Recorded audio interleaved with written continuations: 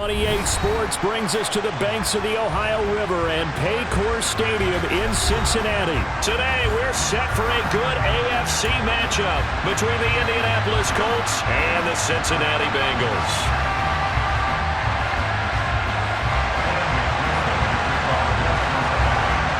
We are set to go. Evan McPherson to do the honors, and we are underway from Cincinnati. Taking it about the 1. And a nice return sets him up pretty good here right at the 30-yard line. So 1st and 10 now from the 30. A carry by Taylor to start the drive. Oh, he's got a little daylight. And he's going to get this down to the 35-yard line. That one's good for 35 yards on the ground and a first down. Bit of a haymaker right after the starting bell, Charles. One play on the ground, and you're already on the other side of the 50. I like how you went boxing there. Essentially went from the weigh-in to walking into the ring, being introduced, and firing away. Big shot early. And he'll take this down to the 33. Oh, that's a real nice job there by the defensive front. They just engaged and held their ground. But how about the guy who made the play? We often talk about whether they take a good first step or not. Many times you just don't take any step. Just get your feet. Oh, he tries to force it in, and it's intercepted. Picked off by Von Bell. And the Bengals are going to take possession of the football as they force the turnover on the opening drive. Here we go. 1st and 10, and kind of tipping their hand at running the ball. 3 tight ends are out there. Here's Joe Mixon as they start on the ground. Takes it to about the 37. I know that speed is the hallmark of today's NFL game, but the key to good rushing defense is still having your linebackers set the edge. The last run got a couple. Here's 2nd and 8. Here's Burrow. Open receiver, that's Hayden Hurst, the tight end. And able to get this one across the 45 before he's brought down.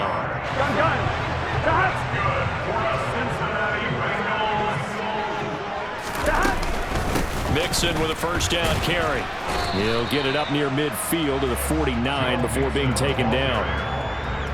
What an advantage having an elite guy in the middle of the defensive line, because not only does he take up the space and let the linebackers run free, but he can also make plays himself, as we just saw there.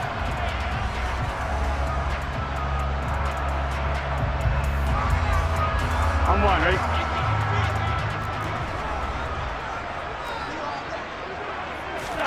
From just shy of midfield, Burrow avoids the target, and he has it over the middle.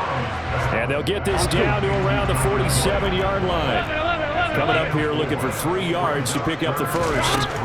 Burrow on 3rd down. Dancing to his left. Into double coverage, and it's intercepted.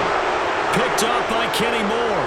And the possession is theirs at their own 43-yard line. Good starting field position for them here as they come up 1st and 10 at their own 43. They go back to the air here after the INT on the last drive. And it's incomplete. Took a shot, couldn't connect. So 2nd down, still 10 yards to go. Ball on the 43.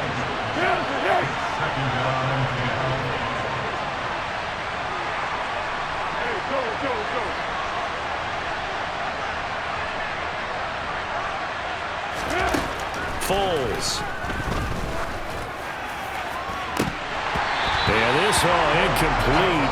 He tried to check it down to his running back and nearly had the ball picked.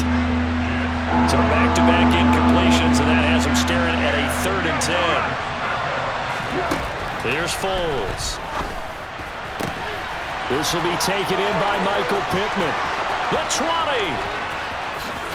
Touchdown, Indianapolis. Well, we know that he can beat you in a number of ways. He can catch it short, he can take it long, or he can do what we just saw right there, catch it and then run with the football. They'll let Taylor try and run. And he will get in to make it 8-0. And so they run it in on the two-point try. You know, so often, Charles, we talk about from the offense's perspective what you do on the two-point conversion. How about the defense? How do they play run versus pass? It's really difficult for them because I think most teams want to play for the pass. That's what they see most teams do. And so are you able to mass enough people inside if the team decides to run it? Very difficult. I think what you're seeing a lot more now, people blitzing the two-point conversion. They want you to make a quick decision and make it right now. There, the offense wins the battle for two. The Bengals drive about to get going.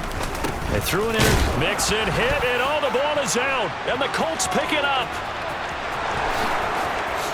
And they are going to score on the fumble return. Touchdown, Indianapolis. And Charles, look at the big fella. What a rumble that was. Not only to scoop it, but then take it the rest of the way for the touchdown. And now you know they're going to have to hear about it from now on. The defensive backs, he's going to want to run with them, do their drills, the whole deal. He thinks he's the pace setter now. It doesn't matter what happens in practice this week. He's smiling.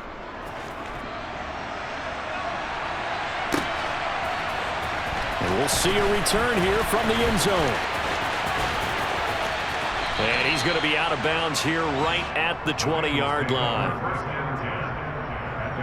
Here we go. Burrow going to lead up the Bengals here, 1st and 10 at the 20. They'll come out throwing here to start the drive. And it's incomplete. Boy, he doesn't drop many like that one. 2nd down.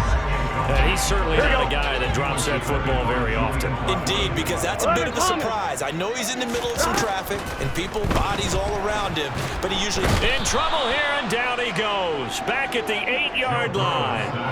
Quiddy Pay getting in there and burying him behind the line. Well, when you're down a couple of scores like this, CD, you can't afford too many plays that go in the wrong direction like that one. Yeah, when you take a good look at it broadly, sacks are better than giving up an interception. But where they are on the scoreboard, they've got to get rid of all of that and just create positive plays for themselves in order to have a chance. Now a shot taken on 3rd down, but it's going to wind up incomplete. Almost feels like anything you can do, we're going to try and match or do better. We've already seen one touchdown pass from the opposition. They tried to equal it on that throw. Oh, he'll let one go deep for Higgins. And this is incomplete. Oh, it looked like he had a pretty good line on that one. That would have been a big play, but he could not pull it in. Now, this is a nice little gift wrap situation as they take over 1st and goal.